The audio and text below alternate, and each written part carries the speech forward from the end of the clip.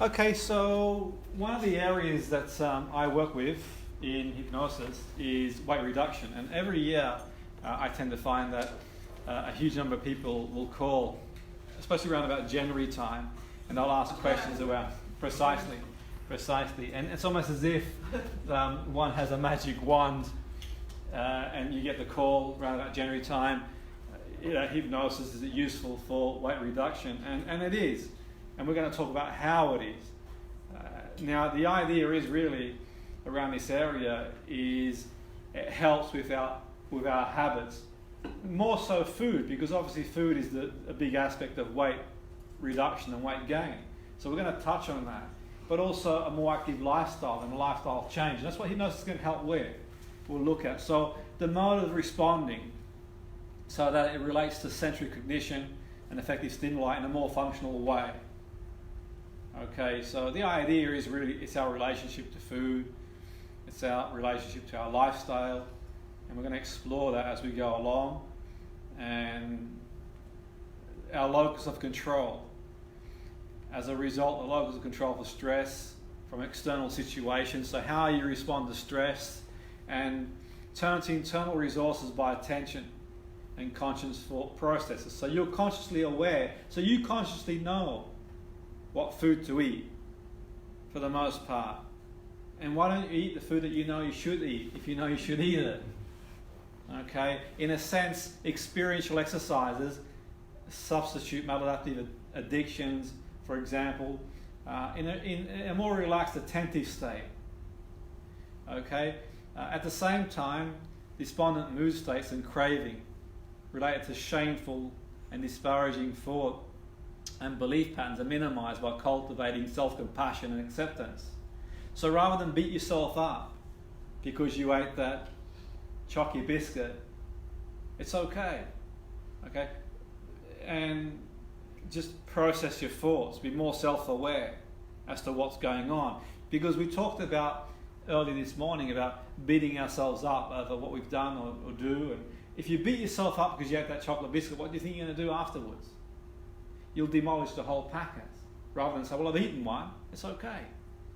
So, rather than putting these sort of point systems on your food and being really mindful about, rather than being really mindful and putting, point systems on food and what you eat and sort of focusing on that scale every day and focusing on, how bad you've been, and I've been bad, I've eaten the chocolate cake after 10. Rather than doing all that, what about more self-aware about your thought process and emotions around food? And being more self-aware about what's going through your mind and being a bit more compassionate with the self. And you may have heard all those years ago when I did that sort of show on BBC Radio with Margaret, and she came to me for weight reduction. And the idea behind weight reduction, she was a few stone, so she said overweight, and she was in the 60s. And the idea and the work I did with her was she sort of retired and became social avoidance, stayed at home, wasn't doing a great deal anymore, and so on and so forth. And I believe in the transcript, you probably hear it, and I think she was told she couldn't lose. I stand corrected. I'm pretty sure what she said. I reflect back that she had thyroid, and she was told she could, but I don't know if that's true or not, because that's what she told me off the top of my head. But anyway, long story short, that goes into beliefs as well, and patterns and so on and so forth. But equally in saying that, not that I'm suggesting that if someone has a medical issue around weight reduction, that's not the case, because it could be the case. I'm not a medical person, I don't know. So obviously, when we look at weight reduction and food, our relationship to food can be quite sensitive, in the sense that certain foods are important to certain people, and certain foods can be more. People might turn to certain foods for whatever reason to stabilise the energy levels and so on and so forth. So I don't want to sort of cross the barrier into the area of food, and I don't want to cross the barrier of how food relates to health in general, because that's not my area. It's for someone to go see a nutritionist for that. But I know enough information to know that low nutritional food with high calorie can be a big problem in weight. And I know the more we beat ourselves up, the difficult it becomes. So I've got a different theory, and we can work around the mind. Okay? So the mind supports cognitive diffusion. So we can support cognitive diffusion by focus of loosening the power and value that distorted thoughts hold for an individual, thereby allowing him and her to be more self-accepting and ruminate less. So when Margaret came to me, she was ruminating about her weight. Well, you know, my weight's this, and I'm 3 or 4 stone. I've tried everything to lose the weight. I've joined this, and I've done this, and I've done whatever, and it's not working for me. So allowing her to be more self-accepting and ruminate less, but take specific steps in resolving the underlying issues, whether they're cognitive, emotional, or situational. So for her, okay, she's beating herself up, and she's in her 60s, and she's retired, and so on and so forth. But the more she beats herself up and joins the classes that tell you to sort of like, you know, put points and watch your scale, and what do you think is happening more of by doing that? Precisely. And looking at it as like, you know, a punishment, a reward, and so on and so forth, and the rumination, you know, constantly ruminating over the weight and focusing on that. And by doing that, is that addressing the underlying issues, that she's retired, the loss of one's identity in retirement, the cognitive belief about whether she can actually lose weight, okay? The emotional attachment to certain foods and situational significance that she finds herself in, retired. Okay, I believe, if I stand corrected, it was such a long time ago. I just use this as a point of reference. It's not the only person obviously I've ever used it, but the point being is the point of reference of the situation she's in, retired. I think her husband had passed, I stand corrected, but something in my minds. But the point being is that we have these underlying issues that are going on, that are the driver of food.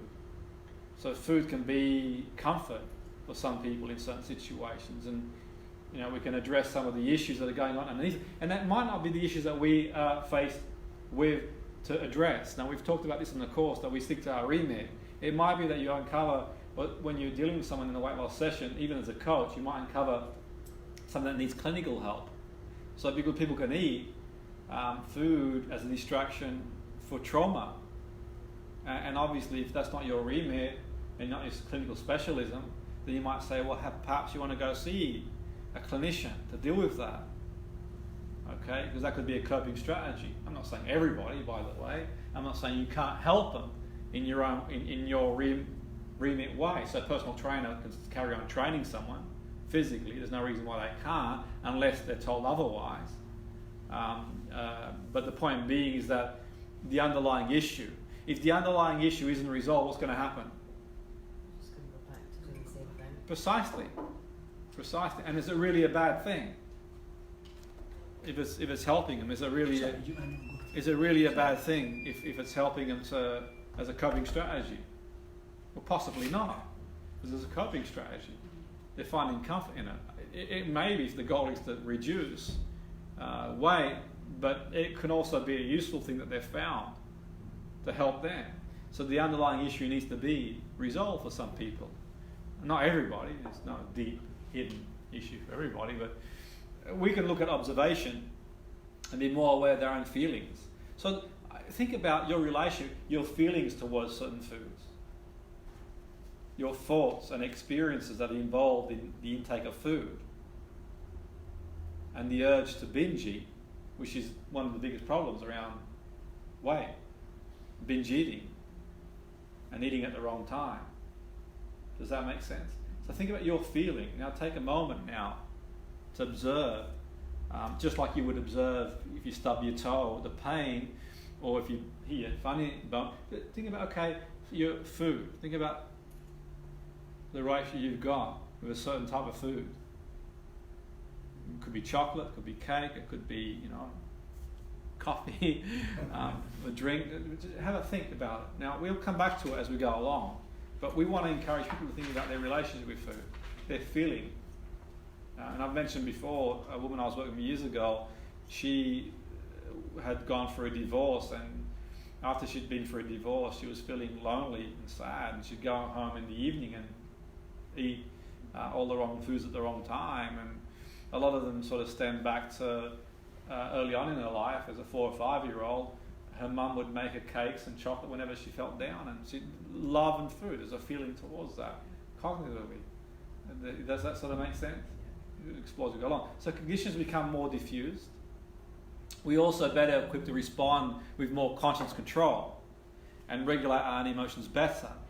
So one can regulate their own emotions. What we talk about in this course, respond, not react.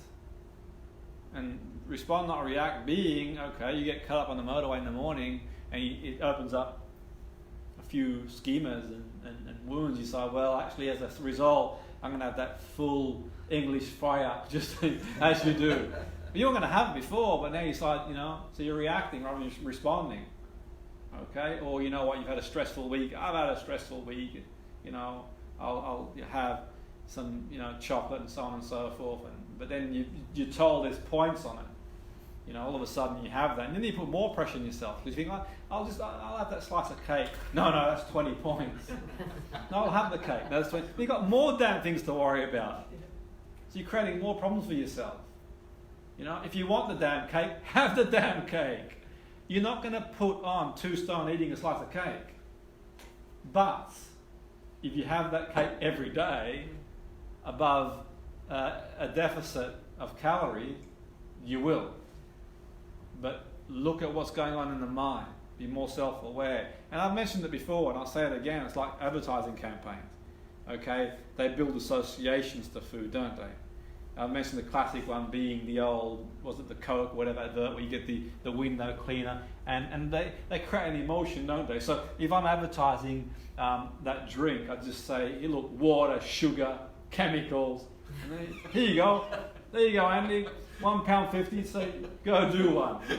But they don't get that, do they? They hoist this sort of Adonis of a window cleaner with a 6-pack, and you've got this music going on. Then they throw an anchor in, 11:30. So when you get up in the morning, you don't know why you want that damn Coke, but you've got an association there because it stimulates an arousal, doesn't it? So your emotion. So you guys have broken that because none of you are drinking it. So, as I've told it before, you're okay. Okay, but the point being is that can you see what goes on? So again, passionate for people, because the whole idea of advertising campaigns is for you to buy, and logic. We buy from emotion, don't we? Emotion fuels behaviour. So for me, let's begin with an attitude of acceptance and non-judgment. And you're going to think, what's he talking about? I went to that motivational guru and he told me the opposite. He told me you should look in the mirror and be disgusted with yourself. And you've heard that rubbish before, haven't you? You should be disgusted with yourself. Well, I'm going to look at things from a different perspective. Perspective of, okay, it takes more than one person to be in a situation. It's not entirely your fault. It's your responsibility, but it's not your fault entirely if you've got yourself in a situation where you are a weight that you don't want to be. Does that make sense? Because the reality is, genes play a role, environment plays a role in the way we feel, and food is a mechanism for coping for a lot of people. So it's not entirely your fault. People have babies, and after having a baby, precisely all these things, go on. People have, life events. So it's not entirely your fault. So I'm going to look at things from a different perspective where, okay, accept that you are where you are. Not resign yourself and think, oh, great, I'm saying accept it. You are where you are. If you're in denial, are you going to ever change? Yeah, I'm probably triggering a few people now, but if you're in denial, you're not going to change. And if you beat yourself up, what's going to happen? Well, you make it worse than what it should be. So don't judge yourself. If your clients come to you, tell them not to judge themselves. It's okay. You are where you are. Yeah, it's not entirely your fault. If you there's loads of takeaways, There's loads of strategic marketing going on. There's loads of reasons why you've been thrown off course. There's no need to put points and barriers and beat you up any more than you beat yourself up. You are where you are, let's move forward. Okay, now that works for some people, and that's fine if they want to adopt that approach. It's fine. But the statistics say it doesn't work for a lot of people. And you can do the math and do your own research. Okay, I'm sort of looking at things from a compassionate point of view. Okay, self-compassion enables a person with a sensible concept of self,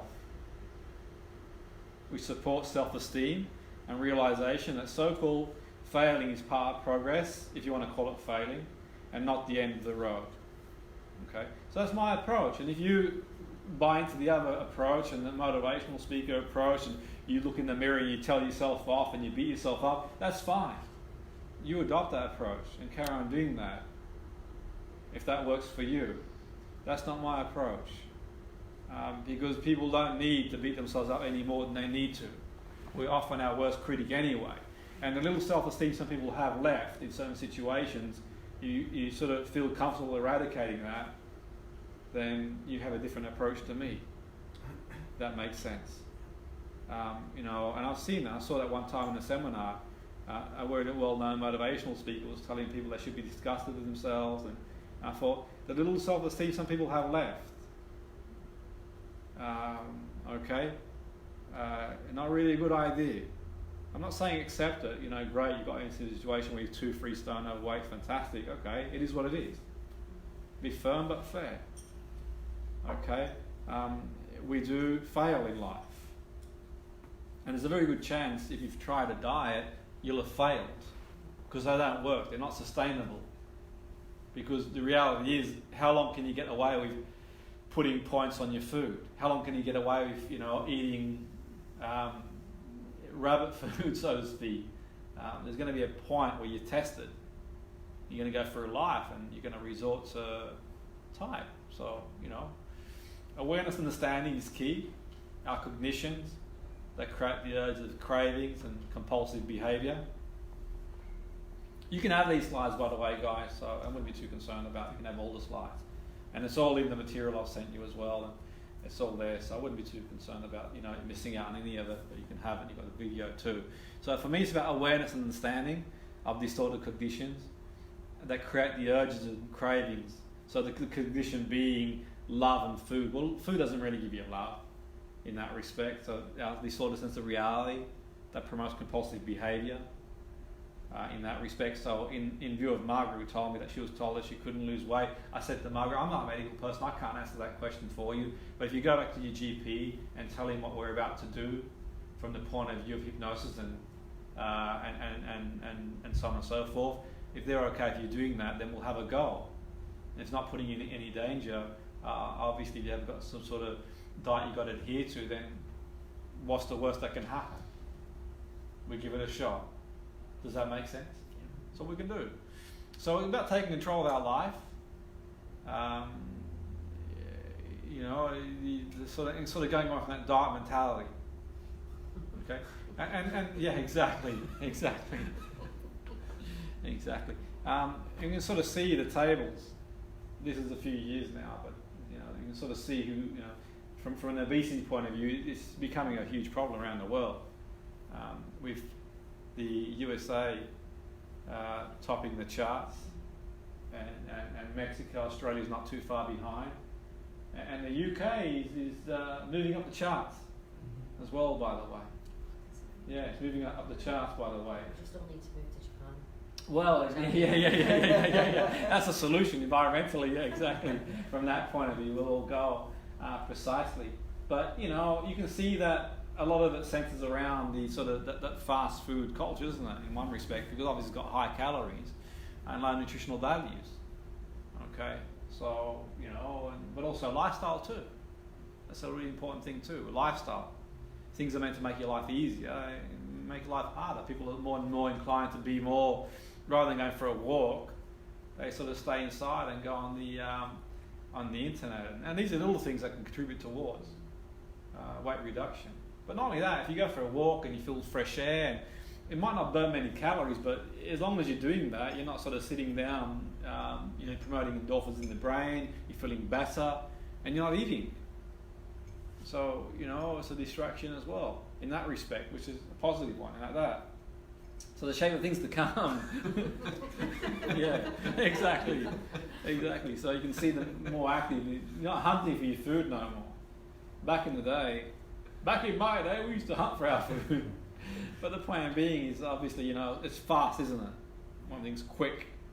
And that's the whole thing. And, you come across people who like go on the scale. Okay, I'm not saying the scale is a bad thing, it gives you an idea what we're up to. But if you're going to measure yourself, what happens when people measure themselves consistently? It doesn't damn move day for day, does it? Yeah, that's the sort of thing. So maybe sort of limiting that. Weight loss just doesn't drop as well. Yeah. It's also the more regular you weigh, then you're going to get you going back up. Yeah, and it can be this, precisely. Then you avoid the health benefits too of change. Yeah, exactly. So the formula is pretty simple. We can all sort of go through this and we can all go, really, where this is concerned, eat more high nutritional foods with lower calories and exercise more. We can all go home and live happily ever after. It's easy, isn't it? Simple math. Okay, so the simple math, if you were to consume 2.5 a day calories and you burn them, then you stay where you are. If you consume more, what's going to happen? Precisely. And I know before people sort of say, well, calories aren't all equal, they're not, and all that, and this is not a very simplistic way of looking at things, but it gives you something to work with without going into the complexity of some of the nutritional conversations I've had with nutritionists. It's a little more complex than that, but from a ballpark figure, okay, if you ate 500 extra calories a day, more than what you burn, in a week you're going to put on about a pound. No one that I know, in the history I've been doing this sort of work for a long time, literally, goes to sleep one night and wakes up and they're 3 stone heavier. I don't think I've met anyone, okay? So the reality is that you're not going to lose it in that overnight. Sorry to disappoint you, if that's what you're thinking. And the reality is that I always think that as a ballpark figure, give yourself a third of the time it took to put it on to get it off from a lifestyle point of view. So it took about a year to put it on, give yourself a few months to reduce, in that respect. So maybe you're looking at losing or reducing maybe a pound a week. That's probably plausible. And that doesn't work for people, but when people phone you up in January and you tell them, maybe you want to have a goal of losing a pound or so every couple of weeks, no, bang, I've heard this diet fad and they just yo-yo. I mean, it'll be different if you you read these magazines, you see these film stars, and they go on a controlled diet, and they've got medical people around them, they've got top personal trainers, nutritionists, and it's a little bit different if that's your main goal, and that's all you're doing, isn't it? But the reality is for an everyday person who's getting up in the morning, going to work, doing all the things you've got to do, it's not as easy as that, is it? The reality is, let's think sensible here. Let's be sensible. Okay? And from our perspective, we look at the unconscious mind, metaphorically speaking, that autopilot that we go into, that we sort of consume, food. So what is food? It's energy. A calorie is a unit of energy. The body needs calories to survive. Simple as that. Okay? In nutrition, everyday language, calories refer to energy consumption for eating, drinking, and energy using physical activity, where this is concerned. Okay? Same again, this is all in the PDF I've sent across as well, and you can read it and get an understanding of the way it works. So how many calories? 1 gram of carbs is about 4 calories, 1 gram of protein is about 4 calories, and 1 gram of fat is 9 calories. So you might say, well, I'll burn it off. What happens when you try and burn it off? Well, 3,500 calories is about a pound of fat. And there's about 860 in a cheeseburger. So you got to do a hell of a lot of running to burn that off, because 1 hour on a treadmill is about 200 calories. So you've got about 4 hours to run a cheeseburger off. So 15 to 20 hours to run a pound of fat off, roughly speaking, from an energy consumption point of view. So what's the issue? Is that what I was saying? Food is the key, isn't it? Food. Okay? In addition to that, the other ingredients that go into some of the food. And do the math. read some of the stuff that goes into it. Yeah, pretty crazy stuff, isn't it? Yeah. So cosmetic chemicals in fast food. Stuff that goes into cosmetic. Crazy. Jim, does the stuff that's in there, does that have an addictive quality to it? Or We're going to get to that. Yeah. We're going to a get lot of people say, don't you? Yeah. It's like they feel as if they're addicted. Yeah, we're going to get to that. Yeah. We cover addiction. Yeah. Possibly. But the point being is that there's low nutritional value in there. Not just about the calorie. So all calories aren't equal. So 10 calories in a banana is different to 10 calories from a cheeseburger because you've got more nutritional value. Okay, so why exercise? You think, why should I exercise? Just go on nutrition. Well, it's good for the mind. You're less likely to get, we've seen the literature, serious illnesses associated to sedentary lifestyles. And it does contribute towards burning calories. So do activities you enjoy. So, go kayaking and go for a walk and do all these sort of wonderful things that you enjoy doing because it burns a few calories. But the point being is that you can be one of them sort of people that thinks, I've been in gym and I've done 2 hours in gym. I'm entitled to a thick shake and a cheeseburger. And you think again, man. That's why a lot of time people actually join the gym and put even more weight on because they think they're working hard 4 or 5 times a week. And they go, in the drive-thru on the way home. What good is that? Goodness me, it's like you've got to do 4 sessions to burn a damn cheeseburger off. It's crazy, isn't it? So you've got to control food. It's the only way. And exercise, you feel good after doing it too.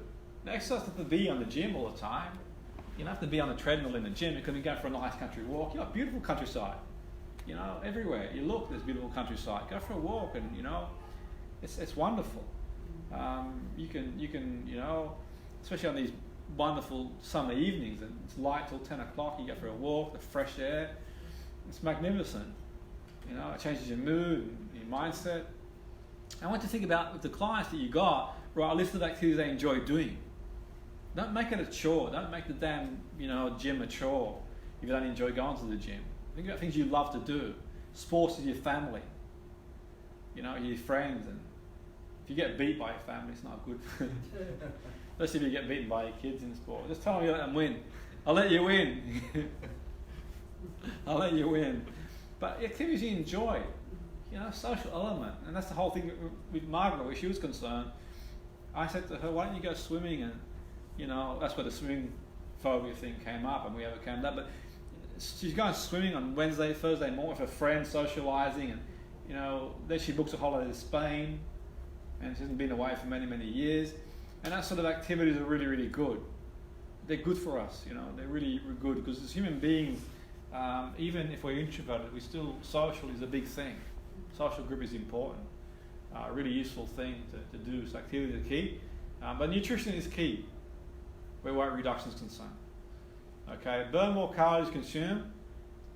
So the average male on average needs 2,000 to 3,000 calories per day, depending on size and activity levels. Average female 2,000, just to sort of stay alive for basic functioning. Okay, metabolic rate. The way to calculate the metabolic rates, how many calories you burn at rest. So if we all sat here until tomorrow and didn't do anything, we'd burn weight. And the way to sort of do that is a rough estimate is to multiply your body weight by 11. So if you weigh 200 pound times 11 equals 2,200. As a general rule. Okay, as a general rule. That's very, very loose, by the way. It's not, accurate to the 0.001. It gives you an idea. Do you burn? Okay? That's a ballpark figure. And why do we burn calories, do you think? But, why do we do metabolic, thinking? I bet you've burnt a few calories on this course by thinking. Just going to talk about the brain. That's quite a few people. I don't know. See, next time you say, yeah, exactly. Next time you say, it's too complex to think about. It's intentional. See, it burns calories, but yeah, it does metabolic, but also like your hair grows, all these things that happen require calories. All these bodily functions that happen, So a body that consumes 2.5 and burns 2.5 will stay the same. So we burn calories for basic energy needs. 60 to 75% of bodily functions, food processing, digestion, 10% in activity. Okay? We burn calories. As a ballpark figure, before you Google it and get to the next decimal. Sorry? Calculator. Yeah. But that's a rough idea. Okay, and you can have the slide too, and you can do what you want with the slide. So the idea is to get more of that inside your body. Okay, unless you're allergic to any of that. Blueberries are great. Blueberries are really good. Neurogenesis, there's an article on blueberries, and they help with neurons in the brain. Blueberries are fantastic for the brain. Really, really useful. But go green. High alkaline, if possible. Go green. Use a green smoothie. Chop a cucumber. A bit of celery in the morning with spinach, and you're on the way. They're really, really good. The greener, the better, probably. High alkaline food is in that respect. So go green can be quite useful. High nutritional values, and I suppose when we talk about green, the only issue with blueberries, obviously, with all fruit, is there's sugar in there, isn't there? But don't confuse sugar in fruit to sugar in to what's the sugar? The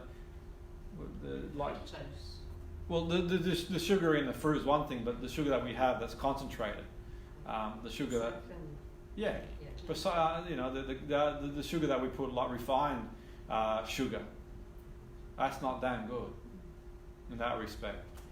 So basically, eat less crap, carbonated drinks, refined sugar, artificial sweeteners, colours, and processed foods, and eat more food.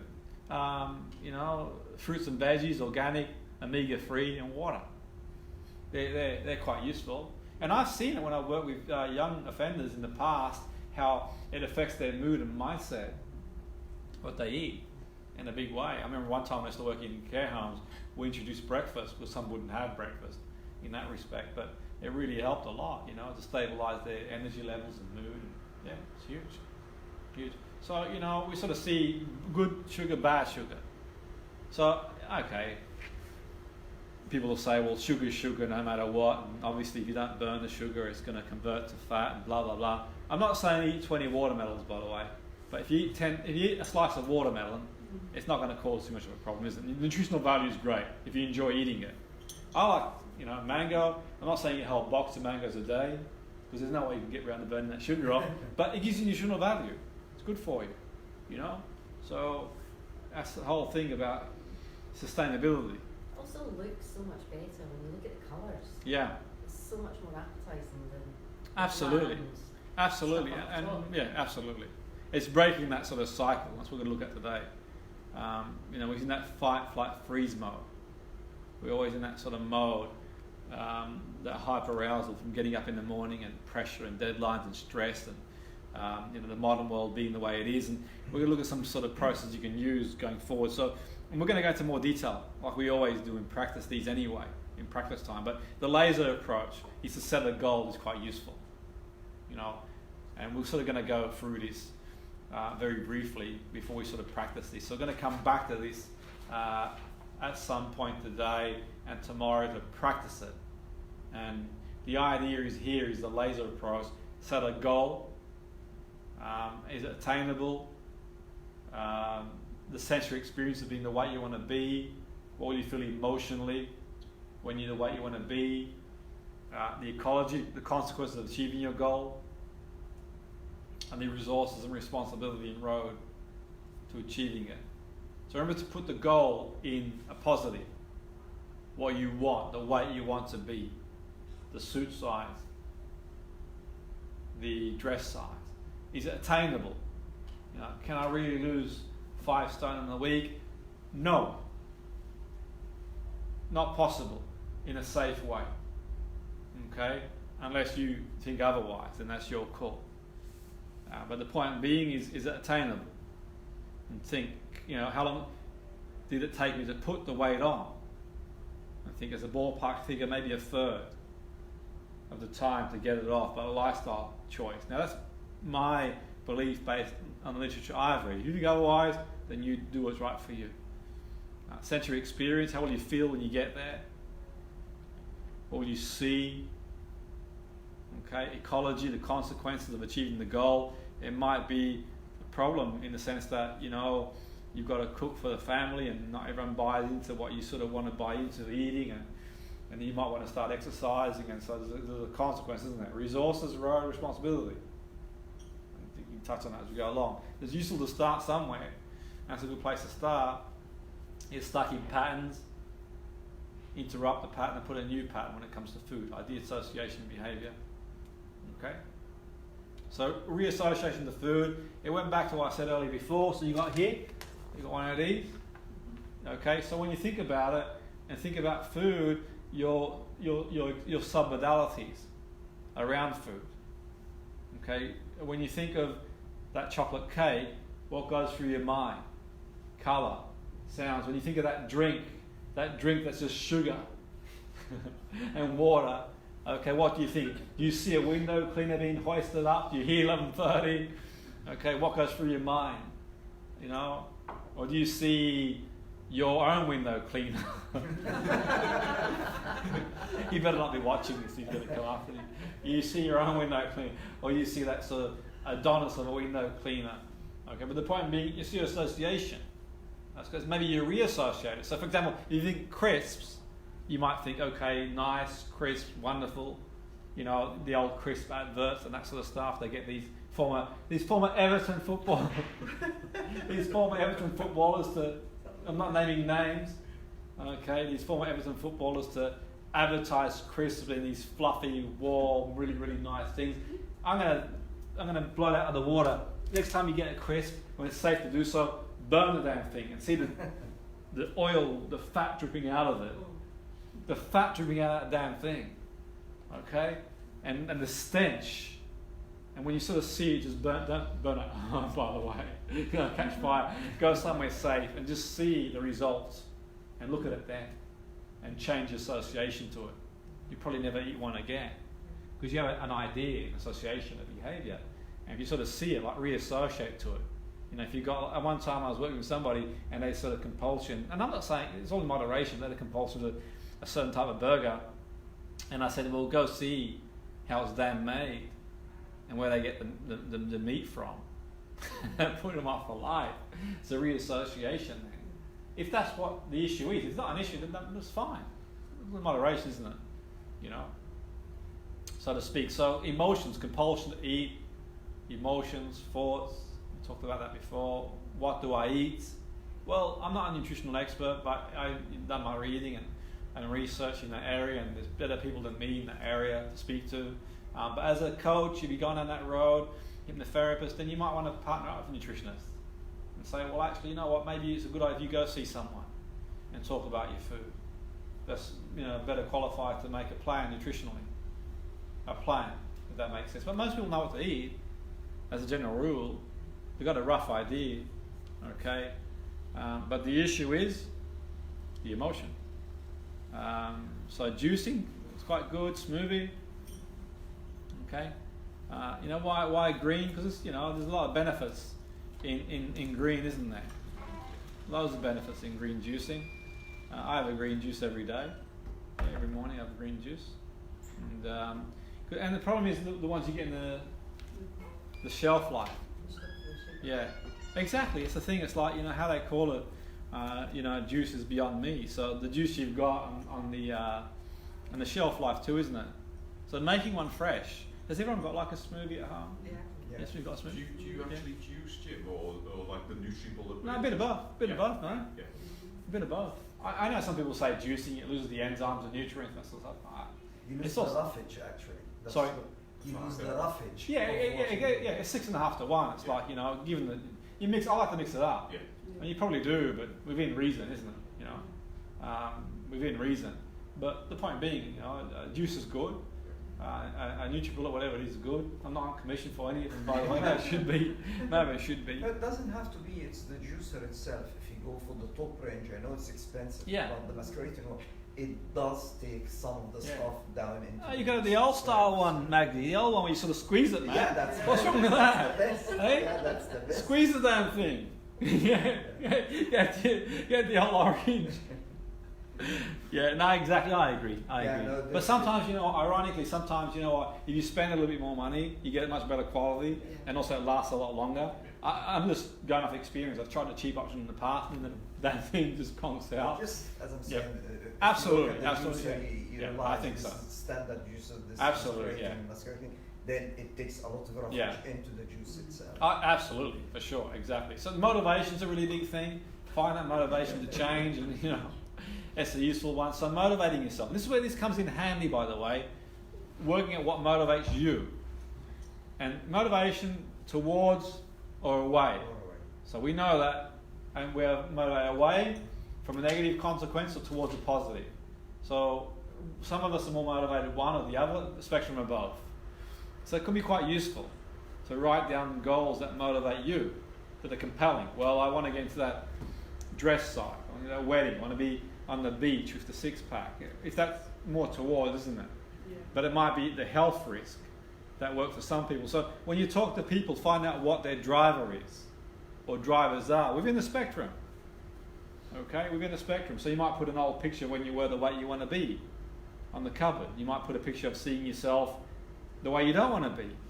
That can be quite useful too, if that works for you. Okay, as a reference point. But what you can do is write down 10 reasons. One way you can do with the clients is write down 5 reasons that reducing weight will avoid pain. So, example, fed up with feeling lethargic.